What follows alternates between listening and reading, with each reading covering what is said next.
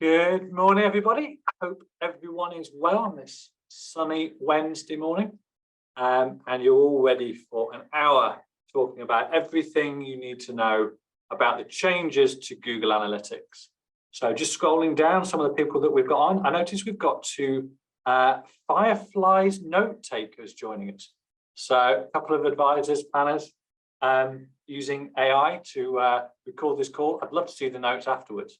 So if anybody's using that, I would genuinely love to see the notes afterwards and see what it's got to say and what it makes of this call, if you'd be prepared to share that sort of stuff.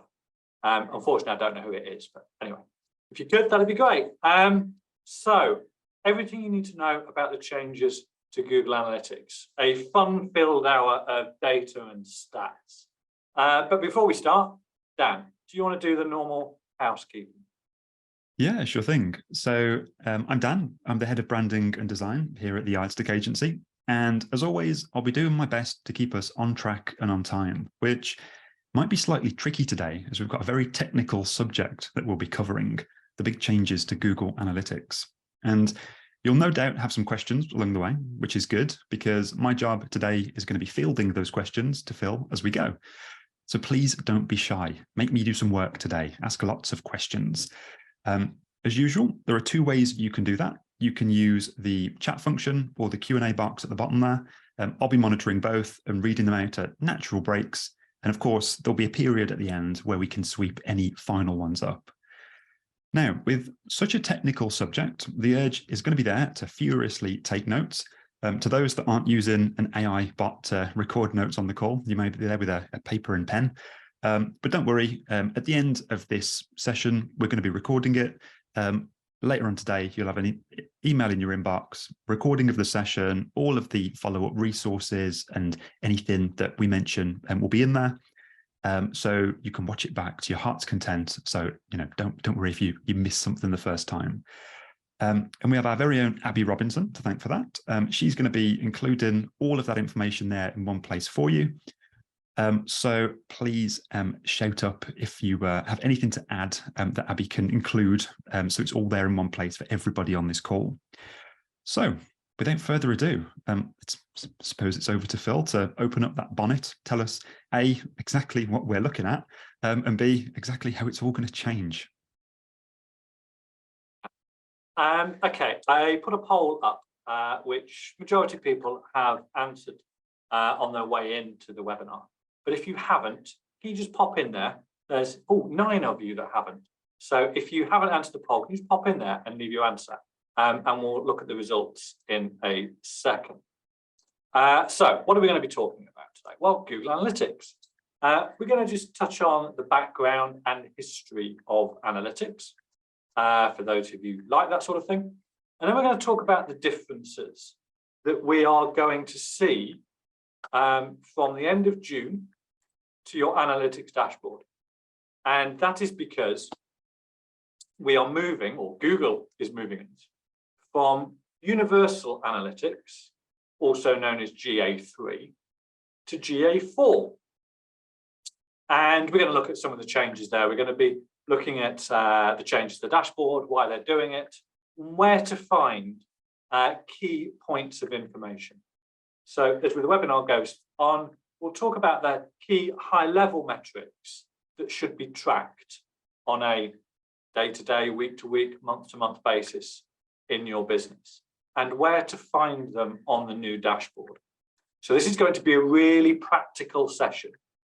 We will get the recording out to you today, as Dan said, and we'll get it up on the website as well, because this, I hope, is a recording that you guys are going to want to go back to, because as I say, there's some really practical stuff to help you find the information that you knew where it was on the old dashboard on the new dashboard.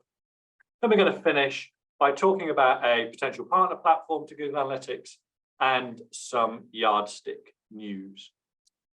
As Dan said, please do ask questions. You might have to forgive us today because we are still learning the GA4 dashboard. It's significantly more detailed than GA3. So if there are questions that you want answering today that we don't immediately know the answer to, we'll happily take that away and then answer back, either in the follow-up email, an email individually to you. We might record a little Loom video or get on a call with you. But we never want people to leave our webinars without their questions being answered. Just might be the case today that there's a little delay in answering the questions if it's something that's really quite technical. As again, Dad says, do give your feedback and do share your experiences by putting it in the chat and the Q&A as well. But I thought we'd start with just revealing the poll results. So we asked, how often do you check your Google Analytics data? So 5% of people said they check it daily, every day. 11%, 1 in 10, said weekly. 28% said monthly. Another 28% said less frequently than monthly.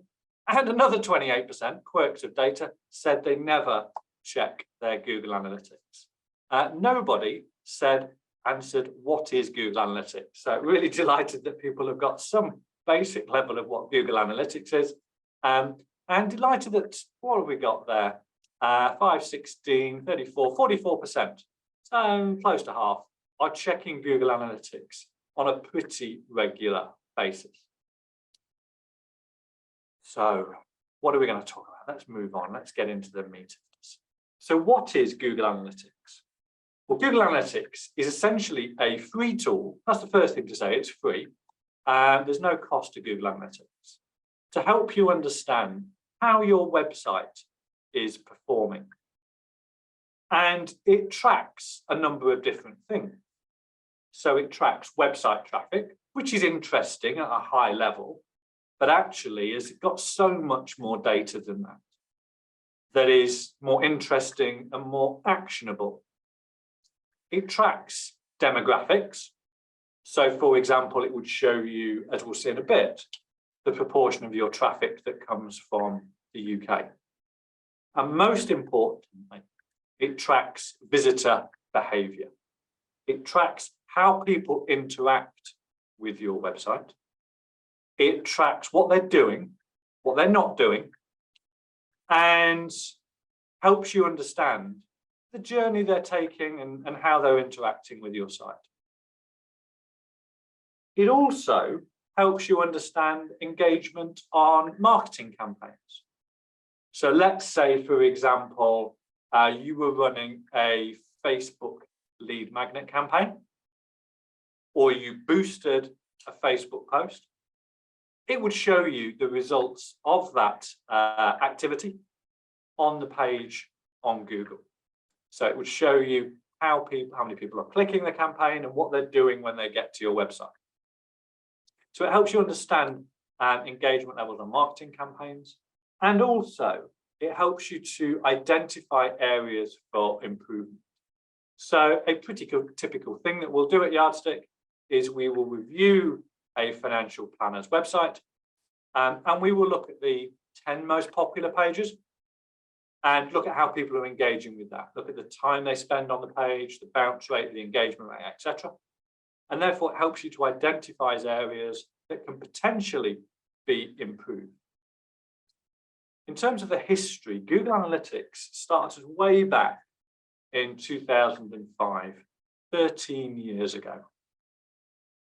In 2006, they added mobile tracking, so they could track the amount of traffic that somebody or website will get from mobile devices. 2008, they added social media tracking, so you could see what traffic you're getting from Facebook, Twitter, LinkedIn, Instagram later, TikTok, if anybody uses TikTok on this call, so it tracks that. And then the current dashboard launched in 2012. And that means we've been using, and everybody on this call has been using the current dashboard for 11 years or so.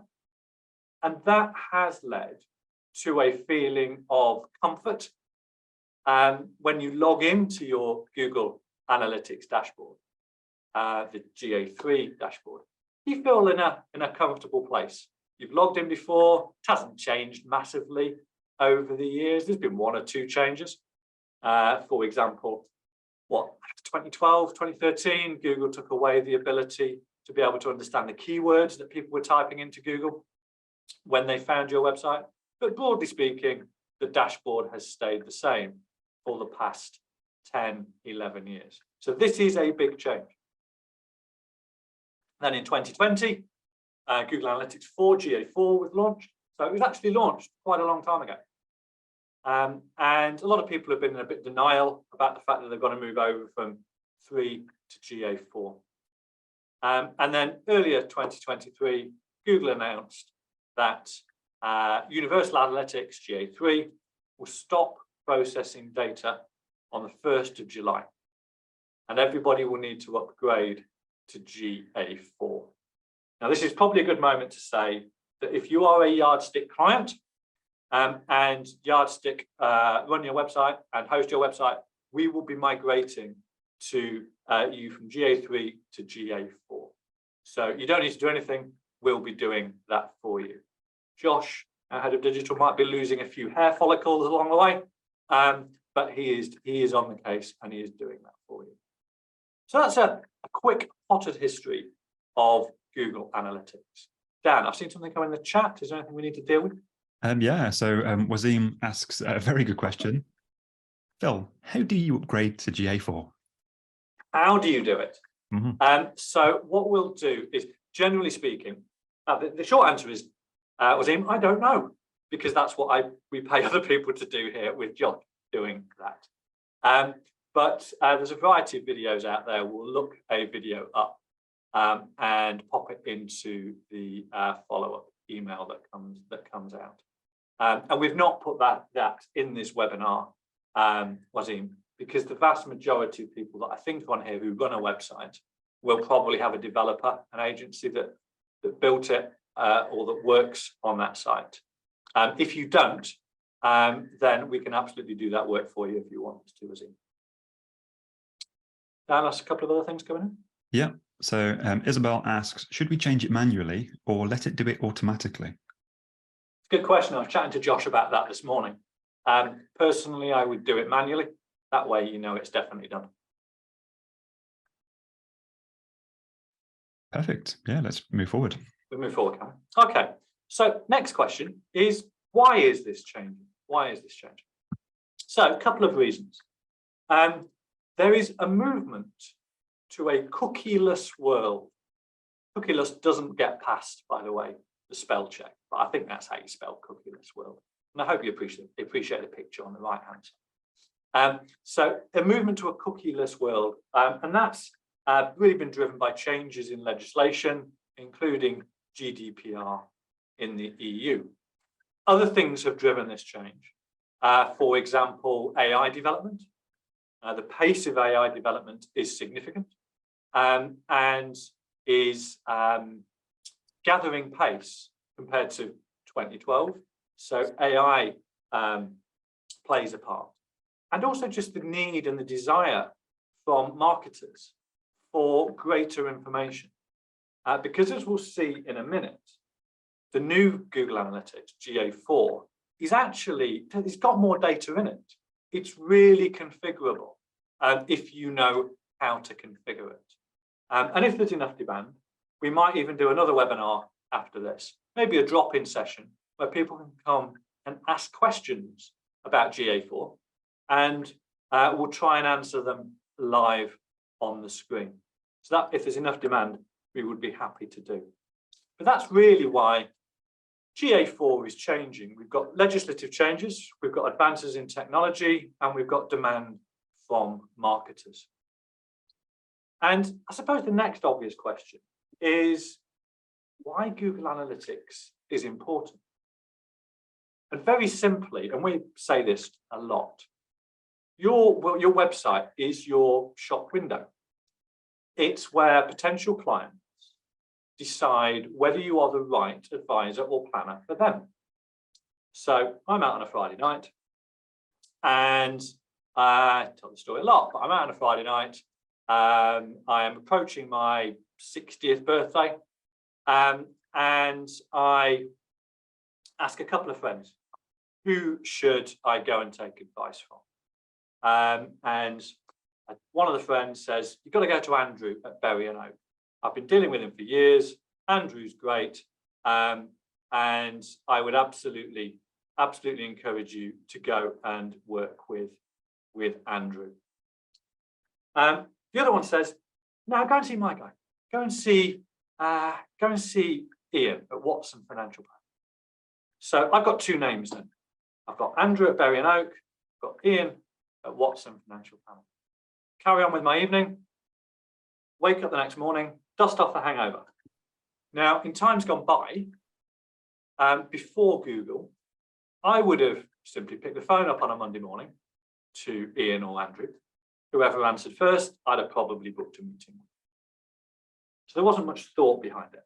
Now, though, sat between me becoming aware of Andrew and Ian and taking action is Google.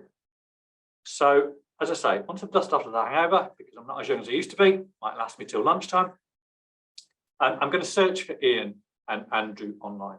And what I see on that search dictates whether I pick up the phone, send an email inquiry form to Andrew or Ian. I first meet them on the Google search results page, but I really get to know them on their website. And that means your website's your shop window. It's where potential clients decide whether they are going to get in touch with you or not. And you have no ability to reply.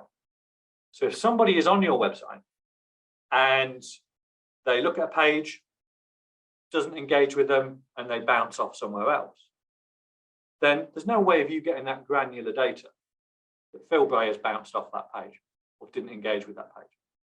What we need to rely on is tools such as Google Analytics and something called Hotjar that we'll talk about later. So that's why Google Analytics is so important. You can't get feedback on an individual basis generally. So Google Analytics tells you how people are interacting with your shop window. It gives us evidence upon which we can base decisions. So those are the reasons why Google Analytics is so important. So your website's your shop window. It's where people make decisions about whether to work with you or not. And it provides you evidence upon which you can base changes to your website. So I hope that helps put into context why Google Analytics is so important and why those of you who are logging in and checking it daily, weekly, or monthly are doing the right thing. Dan, I've seen a few things come from the chat. Anything we need to deal with? No, just for everyone else's benefit. So Abby's put a link in that supports Wazim's question about actually changing to GA4. So anybody that needs that, just give that a click and that will sort of point you in the right direction. And then we've got one in from Guy who says, I get regular emails telling me our website is great design, but not scoring well for keywords on Google, AOL, Bing, Yahoo, etc. So the question is, are these other search engines also changing their analytics? Oh, I could do a whole webinar on this, Guy. By the way, Guy, I hope you're feeling it okay after yesterday's cricket result. I'm still in mourning, still in denial. So a couple of things there. So Google Analytics, whilst it's a Google tool, it will pick up traffic from all sources. So if someone searches Bing, Yahoo, some of these other minor search engines, because Google gets 90% of all search traffic, that will still register in your Google Analytics dashboard, Guy. The traffic doesn't just have to come from Google to register in your Google Analytics dashboard. So that's the kind of first half of that question.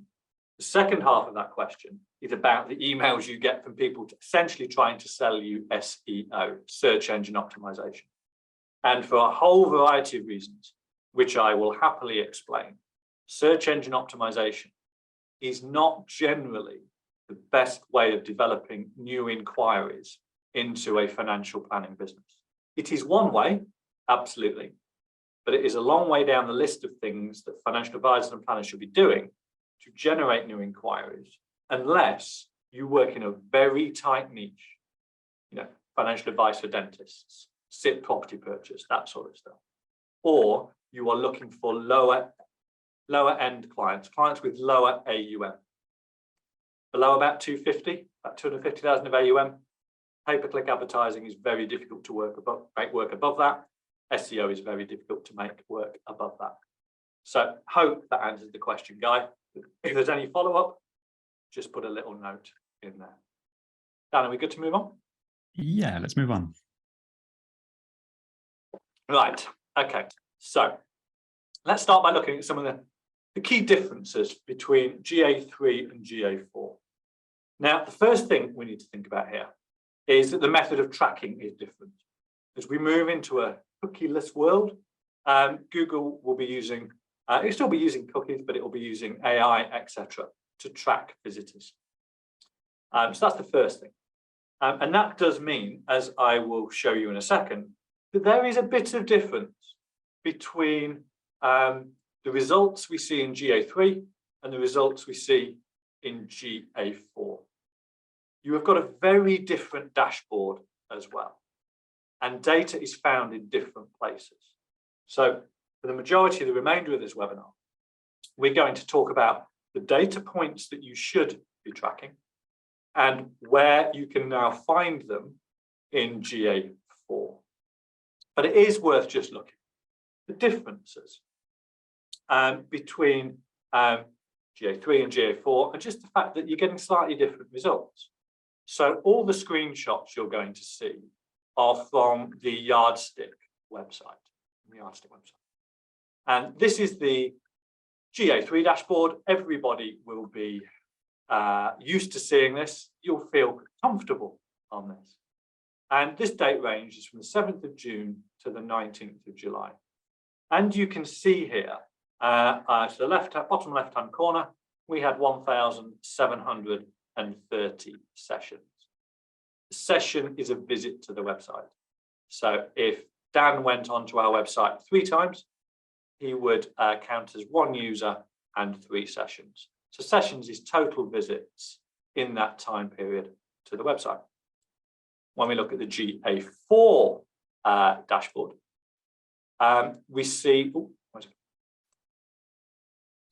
that actually the number of sessions is higher. It's recorded 1,812 sessions. So it is slightly higher, 5% higher, something of that nature. But there is a difference. So if you are accustomed to taking data out of Google Analytics and recording it in a KPI dashboard, and we do this with a lot of Yardstick clients, and we know a lot of other advisors and planners have taken our free KPI dashboard, and we'll put a link to that in the follow-up. You might see a difference when you start taking data out of GA3 and 4 into your dashboard. You might see a bit of a difference in the first month or 2. So that's the first thing to notice. In terms of, as I say, the rest of this webinar, we're going to talk about the key high-level metrics that we should be looking at.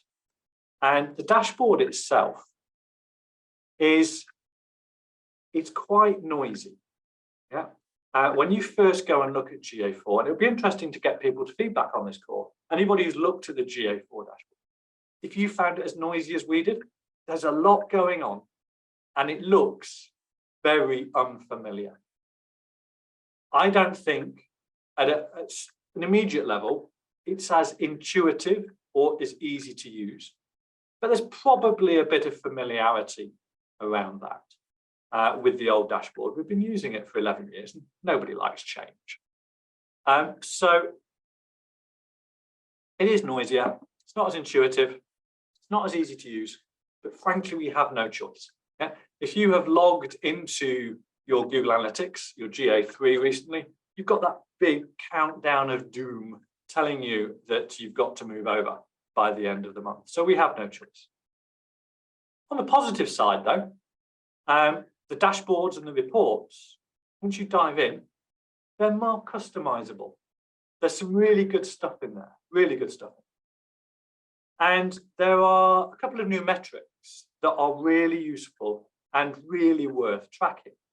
So what Google is focusing on is engagement.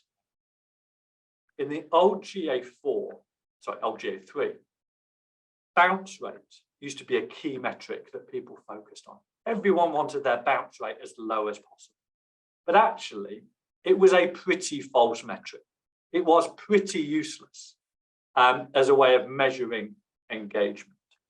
And there was all sorts of reasons for that, which I'm happy to unpack and talk about if anybody wants me to talk about why bounce rate was a poor measure. What GA4 does is it focuses on engagement. And one way of looking at this is GA3 was glass is half empty. GA4, glass is half full. So it is looking at engagement.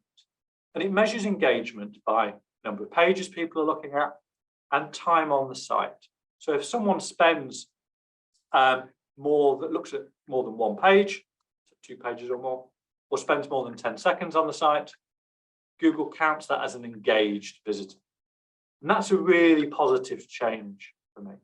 The other thing it will do is if you somebody's on your website, keeps the browser open, the tab open, that goes off and does something else for 10, 15, 20 minutes, Google shuts the clock down on your website.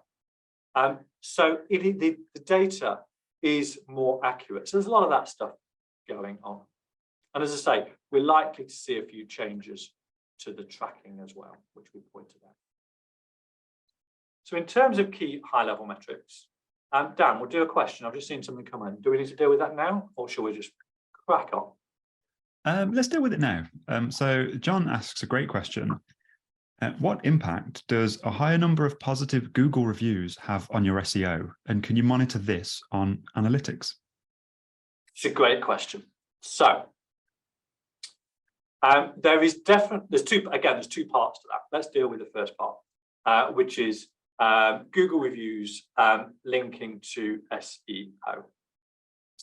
So there is a correlation between positive Google reviews, the number of Google reviews and the quality, and what I would call local SEO.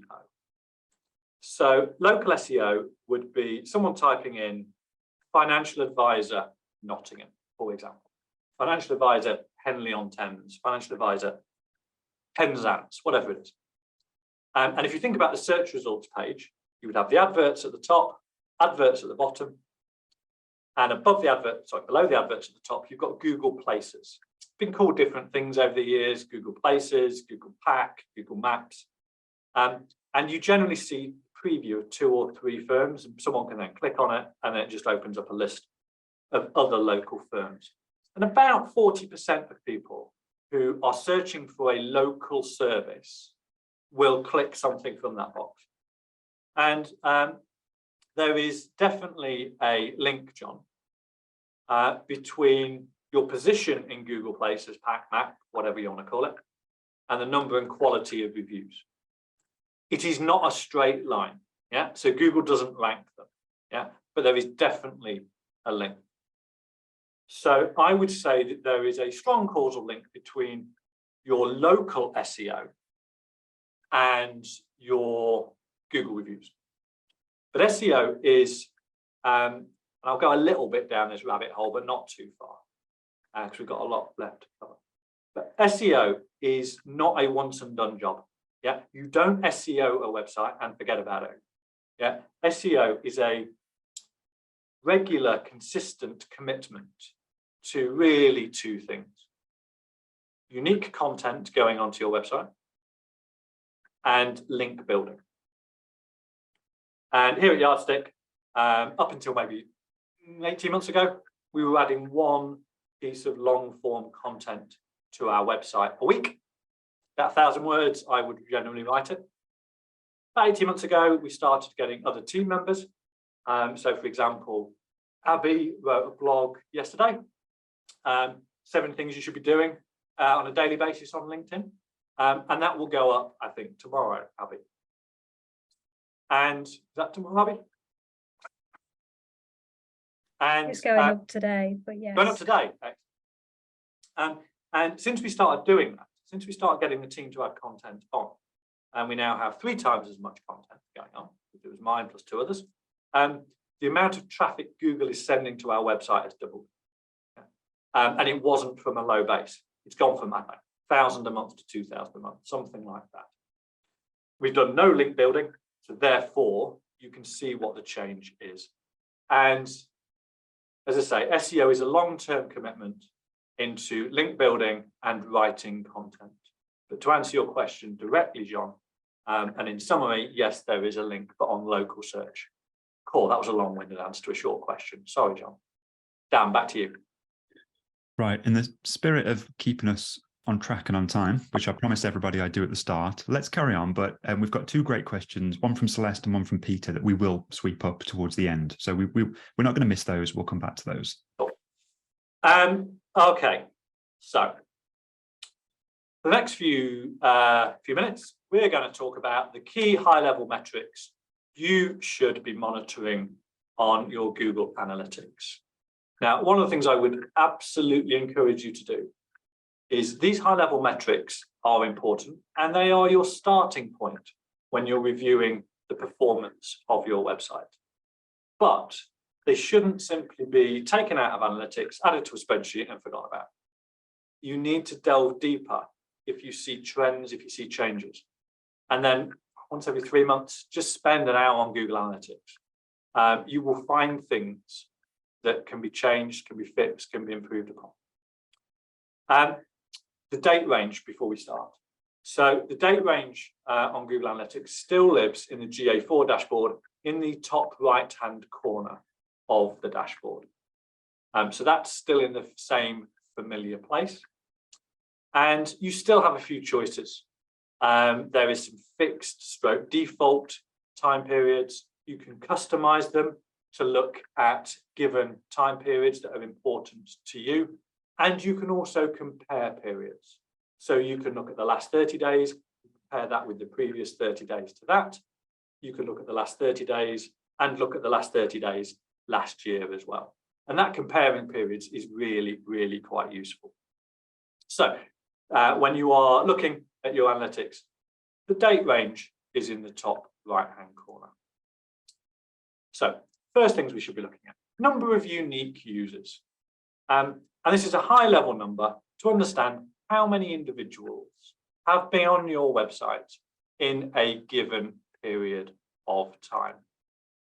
And this shows that Yardstick, we've had 655 users on in the 7 days that I did this. And this can be found, as we've got on the slide, in the title of the slide, in your reports snapshot. So snapshot, the report snapshot is the first thing you see when you log into GA4 and click reports, which is this little icon top left with the graphs going up. It won't be in blue when you first log in, it's only in blue when you're actually on the page. So when you want to find out how many unique users you've had to your website, you go into report, snapshot, and it will just be there waiting for you. It can also show you a bit of other data about the number of new users you've had, engagement time, etc. And as you can start to see, the dashboard looks very, very different, very different. So that's where you would find a number of users, unique users. Number of sessions. So as we said before, sessions is the total number of visits in the month. Unique users is the total number of visitors. Sessions is the total number of visits. And to get there, and it's, again, you would want to see this rise over a period of time. There is a broad correlation, not a direct line, there is a broad correlation between website traffic and lead levels into a business. And you do want to see traffic rise to your website, and you do want to see, generally, number of leads coming in rise. So if we want to see the total number of sessions, sessions being the total number of visits, then you need to go into acquisition. And as you see on the left-hand side, there are some main tabs. So you've got acquisition, you've got engagement. Don't need to worry about monetization for most of the sites on this call. You've got user attributes and you've got tech. So for here, and you want to find out the number of sessions, you go into acquisition and traffic acquisition. And there's a column there that says total sessions, 960, and you can see where those sessions are coming from. And Yardstick's most popular traffic source is organic search. 90% of that will come through Google. Now, Dan, I saw a question from Celeste about sessions. Shall we do that one now? Yeah, I mean, Abby's answered it in the comments, so it's up to you. Do you want me to read it out, or go on, read it out, and let's have a look at it. Okay, let me just scroll up. So Celeste asked, does a session only count if the visitor is on the site for a certain amount of time / looks at X number of pages? And Abby's response, session initiates when a user either opens your app in the foreground or views a page or screen. Yeah, so absolutely agree with Abby's answer. Just taking that a little bit further, an engaged session, and remember Google GA4 does still talk about bounce rate. Actually, you can still get bounce rate if you really want it. But for me, it's a metric with less utility than engagement. An engaged session is somebody who spends more than 10 seconds on the site, or who looks at 2 or more pages. And we can see here, you've got engaged sessions to the right of the sessions column. So that's where we find sessions. And that's why it's important. But we need to drill a bit deeper. We need to go a bit deeper, because if all these visitors and all these sessions are coming from a bot in some far distant Russian Republic who's spamming your websites, probably guy with offers of SEO, that's not very much use, is it? You want people coming to your website who are geographically located in an appropriate country. So we can find that out, and this is really important. We can find this out by going to user attributes and then overview. User attributes and overview. And what you've got is a nice little heat map, and you have another map. Oh, sorry, another box, as we've shown there in yellow, which shows where people are coming from. Now, in our case, the majority of the traffic is from the UK. I'm fine with it coming from the US as well, because we want to do more work over there. And on the right-hand side, you can also see where people are located. And again, that's quite useful as well, especially if you are targeting inquiries and people in a tight geographical area. But the purpose of this, the purpose of looking at which countries people are coming from, is to put your user numbers and session numbers into a bit of context. Because if you see a steep rise in a month in the number of users or sessions, it needs investigating. It might be because of something that you've done really well. It might be because of a campaign that you've run. It might be because you've got an email out about something really topical, budget, that sort of stuff. And these are useful people hitting your website. It might be because, as I say, some bot has decided to come onto your website and start looking at it. So we need to put the user numbers and sessions into a bit of context. And one of the best ways of doing that is checking where these people are geographically located. And that's where you get that. You go to users on the left-hand side and you go to overview. Dan, am I okay to carry on? Have you got any questions that are relevant at this point? Let's sweep them up as we go. So we've got a question in from Peter, who asks, there are some training courses specifically about Google Analytics. I think Google do it themselves. Are these worth doing, or do we not really need to go into that level of detail with the system? Without seeing the training courses, it's really quite difficult to say, Peter, whether they're worth doing or not. You probably need to do it and then ask yourself that question back, whether it was worth doing or not. But for me, whether it's provided by us or a few other sources, there's a lot of really good stuff out on the internet about Google Analytics. So I'd be doing Google searches, I'd be looking at YouTube, and there's some really good stuff out there. Only then would I probably part with some cash, Peter. So I guess my answer is we talk myself into it. Probably not worth it right now, unless you can't find the answer that you want from all the free content that's out there right now. What else we got now? Let's carry on. No problem. So, number of new visitors. So, we can categorize all visitors to your website as new or returning. New means they've not been there before. Returning means they've been there before and they're coming back. And one of the things that we want to try and do as marketers is encourage people to come back to a website. And that's because people who return to your website, are more engaged. They will look at more pages and they will spend more time on the site, on their second and subsequent visit. And we've written in the past about how to get people back to your website, and it would make a good webinar in the future. But what we want to understand is the difference between the total number of users and the number of new users, because we want to encourage people to come back.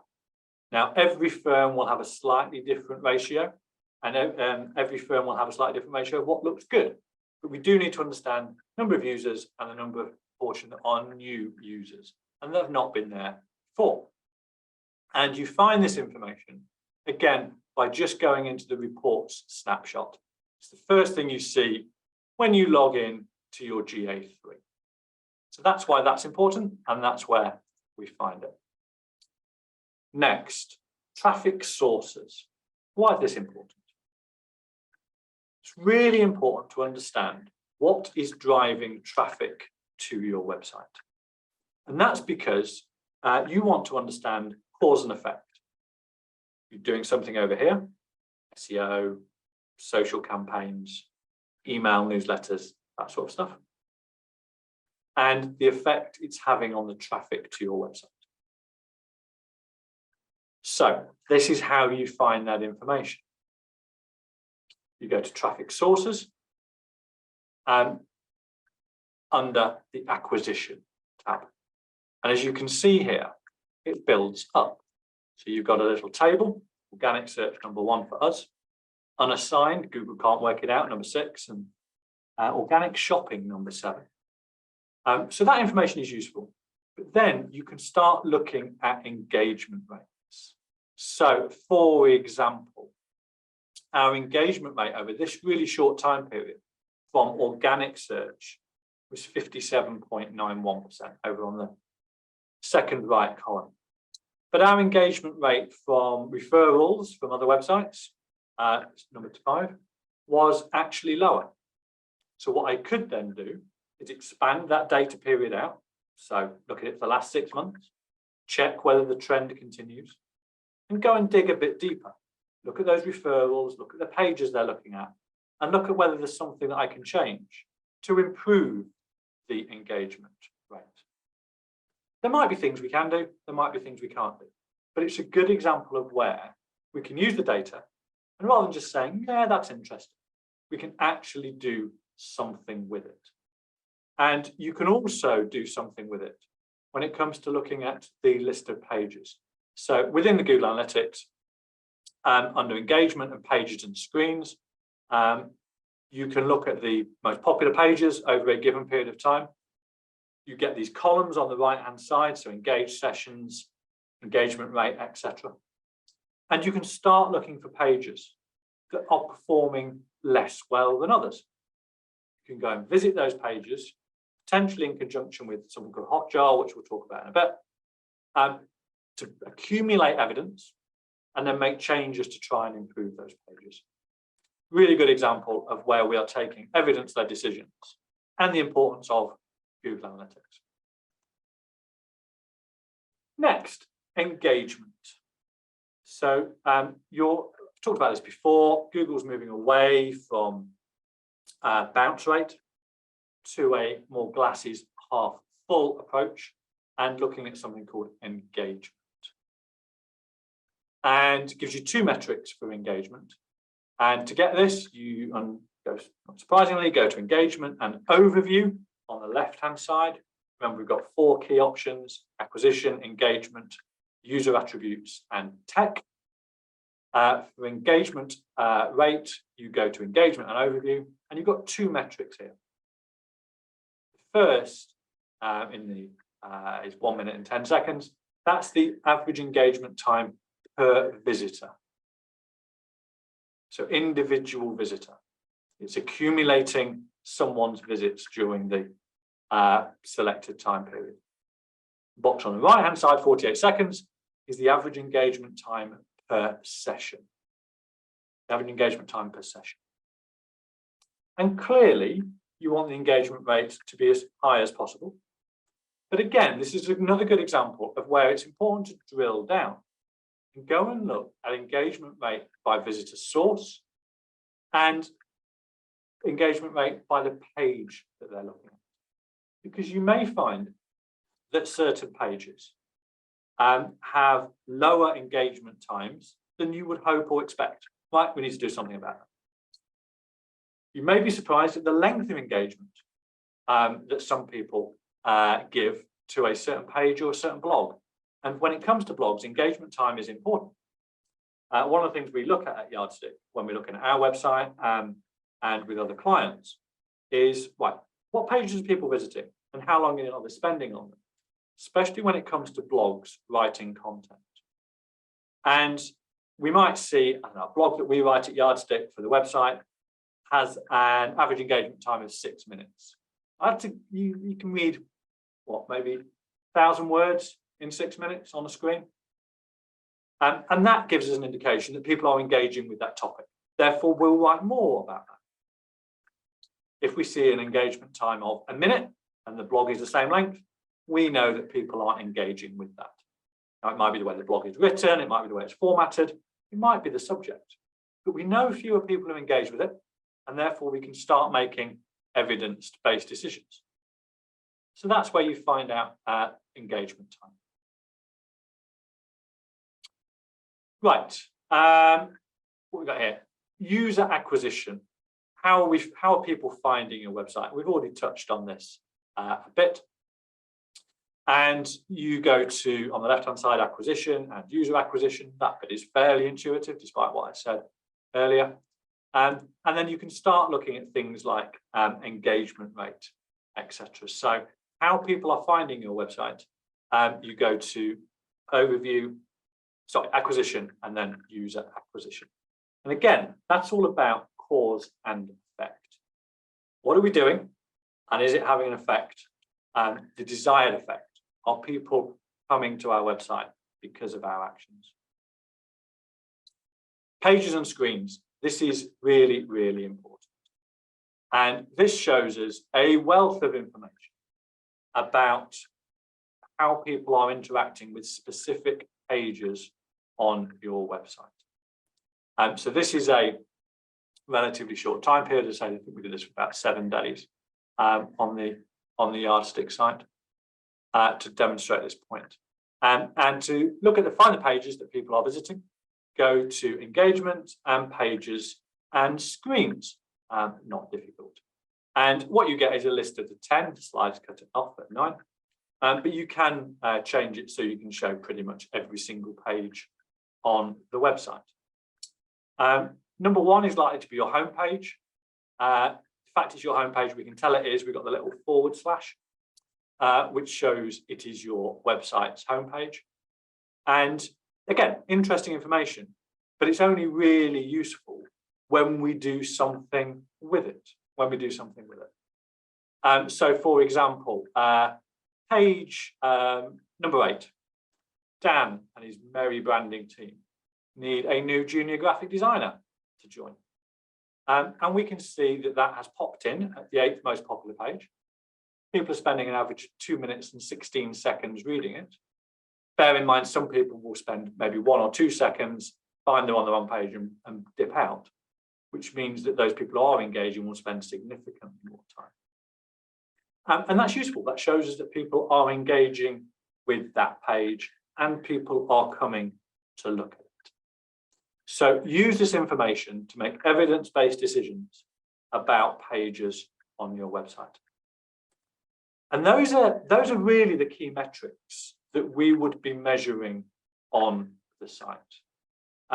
We have these in our KPI dashboard, and we'll put a link to the KPI dashboard in the follow-up email. But it's incredibly important that whilst you are measuring these, what were they, 9, 10 different metrics, it's incredibly important that we do more than just popping them into a spreadsheet and never going back to them. We need to use that to plot trends. And when we spot a trend, we need to then take a deeper dive into analytics to try and fix it if it's a negative trend, or try and compound it if it's a positive trend. The other thing I would suggest you do strongly is spend an hour, hour and a half every couple of months, every 3 months, just taking a bit of a tour, wandering around Google Analytics, partly to get used to the new dashboard, partly because when you do it, you find things, you genuinely find things and opportunities. And that's, again, really, really useful to do. So those are, and as I say, you'll get this in the recording, but those are the key metrics that we should be measuring in GA3 and, of course, GA4. And we now have the ability in GA4 to be measuring engagement rather than just bounce rates. There is a partner platform that you should consider to GA4. GA4 is free. Partner platform to consider, and it's worth me mentioning now that we have no commercial relationship with Hotjar whatsoever. You're not going to see any affiliate links where we make a commission or anything like that. But Hotjar is very useful. And for me, there's a bunch of functionality on Hotjar. But for me, the two most useful pieces of functionality are recordings and heat maps. So let's just talk about those in a little more detail. So recordings record a proportion of your visitors' journey on your website from the moment they entered to the moment they left. And it's an individual journey, and it follows their cursor, their mouse, around the screen. And you are looking at it in the same time frame that they have looked at it. So if they spent 3 minutes, 21 seconds, you get a video of that person on your website for 3 minutes, 21 seconds. You can speed it up so that you don't have to spend all 3 minutes, 21 seconds doing it. So you can play it on a quicker speed. But it is fascinating to watch somebody's journey on your website. Now, clearly, you don't know whether that was Mrs. Smith from London, Mr. Jones from Edinburgh. You don't know the person's identity, but you do get to see what they're doing on your website, where they are scrolling around. And it is fascinating to watch. And then heat maps basically lay those videos on top of each other and show a heat map of where people are clicking. And that's incredibly useful to show where people are clicking in your navigation, where people are clicking on calls to action, and where they're going on your site. So, for example, let's say you put Hotjar on a website where in the top navigation, you have something called testimonials. Now, we know that testimonial pages are pointless. Only 1 to 2% of firms 1 to 2% of websites, visitors don't click on a testimonials page. They are largely pointless. So your heat map would confirm that. You might have amber, red on some points, and nothing on the testimonials. So the recordings are great, and they are then overlaid into heat maps. There is a free version of Hotjar and there's a paid for version. Not the cheapest thing in the world, but you can toggle it on and off. I think it's $50, $60, $70 a month, something like that. And the free version gets you some decent data as well. If you're a Yardstick client and you want to add Hotjar onto the website, we can organize that for you. But Hotjar, for me, is complementary to Google. Google accumulates a lot of data and tabulates it for you. Hotjar shows it you in recordings and heat maps. They work really well together. And Hotjar is something we're going to be talking to more and more clients about at Yardstick over the coming months. So another partner platform for you to consider. So what have we covered? We have covered the history of Google Analytics. We have covered why it's important. We have covered why your website is your shop window. We have covered some of the key metrics you should be measuring within Google Analytics and where to find them in GA4 compared to GA3. And then there's another platform there for you to consider. We're going to do questions, but just before we get to the questions, a bit of Yardstick news. What have we got coming up for you next month? So next webinar, 10 a.m., Thursday, the 19th of July. 10 practical ways to use your Google and vouched for reviews to improve your marketing. Now, I've got a bit of a theory that advice planning firms are collecting Google and vouched for reviews and then don't necessarily know what to do with them to maximize the potential. That's what we're going to talk about. It's going to be really practical, really quick fire, lots of things you can go away and do in your business to improve the way you use Google and vouched for reviews in your marketing. I'm just going to put a link to that in the chat. And then I can't go without telling you about our latest e-zine that we've added to your shop, the Essential Homeowner's Guide to Mortgages and the Property Market. It's incredibly topical at the moment, incredibly topical with everything that's going on. I'm a bit worried about my 2-year fixed rate that's coming to an end in December, worried about the effect that might have. Dan's applying for a mortgage right now, you're moving house, Dan. So it's just really topical on a lot of people's minds. And it's in the press a lot at the moment. I saw Martin Lewis talking about this a couple of days ago. So the Essential Homeowner's Guide to Mortgages and the Property Market, it's on the Yardstick shop. It's £250 to Yardstick clients, £350 to non-Yardstick clients. So can't work that percentage out, but that's a pretty significant discount for Yardstick clients. And the e-zine is gorgeous. We will brand it up with your branding, your logo, your color palette, your contact details.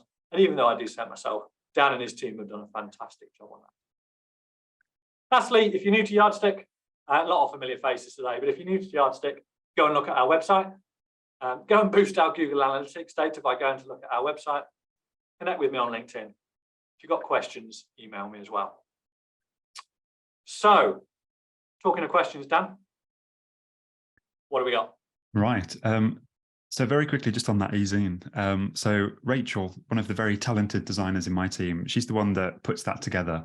And I was reviewing it a couple of weeks ago, and I had to find myself to stop reading it because I was enjoying it that much and actually start looking at the typography, the formatting, etc. So it's a good one this quarter, isn't it? Right. So not that many questions left, actually. So Abby's woke up this morning and thought, you know what, I'm going to give Dan a very easy webinar and answer a lot of the questions in the chat. So thank you for that. In terms of what is left, we've got a question from Wazim. So earlier, Wazim had asked if they needed a Google account for analytics, which of course Abby had said yes. And Wazim just needed a bit of steer as to how to link their website to analytics. How do the two speak to each other, Phil? Tracking code. There's a bit of code that you get from your Google Analytics account that you can give to your website developer, and they can pop in to your I don't know, whether your website's WordPress, etc. They can pop that in. So it's done through tracking code. You get the tracking code for your Google Analytics account, give the code to your developer, and they can add it in. Brilliant. And then a question from Karen, who says, our site is built in Wix and has its own analytics dashboard / reporting linked to Google Analytics. Do you think it's still worth going into GA separately, or do you know if they're broadly similar in terms of the info they give? I don't know if they're broadly similar. We don't have a massive, we don't use Wix. And my working knowledge of Wix is incredibly limited. What I would do is I would set up a Google Analytics account, get it to start tracking, and then just compare the data that you get through Wix and Google Analytics, and see which one you prefer. The scope of the data, the dashboard interactions, and that sort of stuff. Just see which you prefer. But I would be adding GA4 on there as well. Brilliant. Fantastic question from Thomas, who has a question about Hotjar. So it sounds like Hotjar records a lot of user interactions on the website. does that have an effect on the performance of the website? Maybe on older devices, for example. Also, would we need extra permission from the visitor to record that level of engagement? No, it doesn't affect the performance of it. And no, you don't need permission. It works at the moment. It works on cookies. Now, clearly, some people will not accept the cookies when your website loads, so it wouldn't record their engagement. But you get enough recordings to make it worthwhile and to build meaningful heat maps. But no, it doesn't affect the performance of the website. There's a lot of things that do affect the performance of the website, putting big images on there or videos or that sort of stuff. But just no, adding Hotjar doesn't affect performance. Perfect. And now Robert asks a question that, looking at the attendees list, other people may have. So Robert says, to clarify, as you look after our website, can I ignore all these emails I'm getting from Google about analytics? Yes, Rob, we'll be moving you from GA3 to GA4 before the deadline. Well, and then Isabel asks a fantastic question. They're all coming in at the end, aren't they? These are brilliant questions. If you save GA3 data, do you know if we can upload that data to GA4 so it's all in one place? So your GA3 data will still be available for a period of time afterwards. What you will see is a flat line on GA3, for example, on tracking visitor numbers, etc. after the 1st of July. So you'll see that flat line in GA3, but the data, historical data, will still be available for a period of time. Your GA4 data will start tracking from the date that you have moved over and that you've started the GA4. So there may be a bit of time where you need to join the data together mentally. So if the you started tracking GA4 on the 20th of June, and you were looking at your overall numbers for June, you need to take a bit of data from GA3 and a bit of data from GA4. Thanks. So talking about our next webinar, Chris asks, 19th of July is a Wednesday, right? And yes, Chris, it is a Wednesday. Most of our webinars tend to fall on a Wednesday. So yeah, absolutely that. And then Wazim's got one more question. So Wazim now knows how to link Google Analytics to their website, but how do they link Hotjar to their website, Phil? Similar thing. You got me worried then, by the way, Dan, about the date for the next webinar. That I got it wrong. I did have to get my calendar up before I answered because, Thanks for confirming. So similar sort of drill, Wazim, you go and set up a Hotjar account, whether you do the free version or the paid version. And again, you get a bit of tracking code and you get your developer to add the tracking code to your website. And Wazim, if you want to reach out to us, if you don't have a developer, we can do it for you. It's a really simple task. Okay, so Celeste asks a question that I'm going to cover in one of my next team blogs, actually. So I'll give you the short form answer, Celeste, now, and you can read the long form answer later. But Celeste asks, what's the difference between the e-zine and a PDF guide? So a PDF guide is very much a long article. So think of one subject, it's usually around the 3,000 word mark, and it covers one subject in quite a lot of detail. Whereas the e-zines are more topical and theme-based. So it will have multiple articles within that theme that flow more like a magazine. So the guide will be a single-page PDF that you scroll through and read, whereas the e-zines are very much an online magazine that have more visual features, Q&As, more infographics. So they're more, in air quotes, designed than the guides. But stay tuned, Celeste, because I think my team blog date is in about 4 weeks. So I'll send you the link via email so you can read that. Okay, so a couple of questions coming in. So just to confirm, if people aren't clients of ours, we can still help them migrate their site to GA4, right, Phil? Isabel asks that. We can, absolutely. Brilliant. And then John says, back to the SEO, does it matter how the long form content is added to the site? Does it matter how the long form content is added to the site? Yeah, perhaps you mean how often or how frequently? Yeah, John, do you want to just clarify that? Dan's got a question about his mic, so maybe Dan wants to answer that question from you, and then John can add a bit of clarity in there. Okay, so just working down the list, Mark says, if we'd like to discuss you taking over our website, who is the best to contact? Send me an email if that's okay, phil@theyardstick.agency.co.uk, and I myself or Louis Jones, who's our client engagement manager, will reach out. Brilliant. And then, oh, okay, yeah, I've seen Hugh's question. Dan, your sound is fantastic. What's your mic setup? So I spend most of the day on Zoom, Hugh, and I thought, you know what, let's get a present for the other people. It's not a present for me because I can't hear myself. Let's get a present for you because you can hear me. So it's a Shure MV7 microphone. So it's just a little USB mic that sits on an arm on my desk.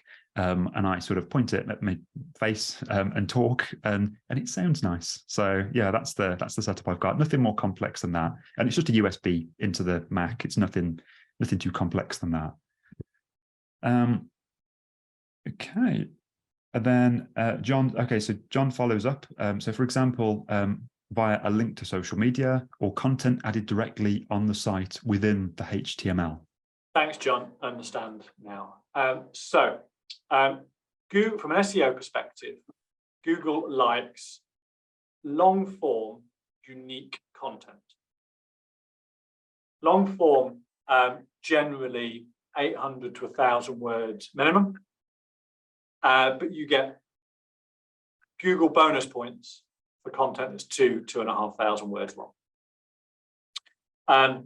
So long form is at least 800 to 1,000 words. And it should be added to your website as a page, which might be a static web page. It might be a blog page, something along those lines. But it is long form and it's unique to you. You can't syndicated content, while there are very, very significant benefits to it, SEO is not one of them. So unique, long form. Brilliant. Okay. And I believe that's all of our questions. We good? I think we are, yeah.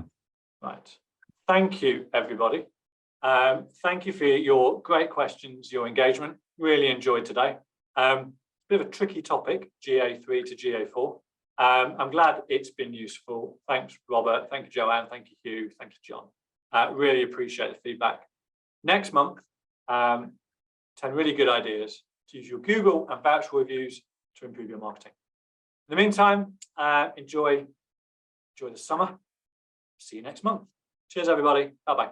Thanks, guys. Bye.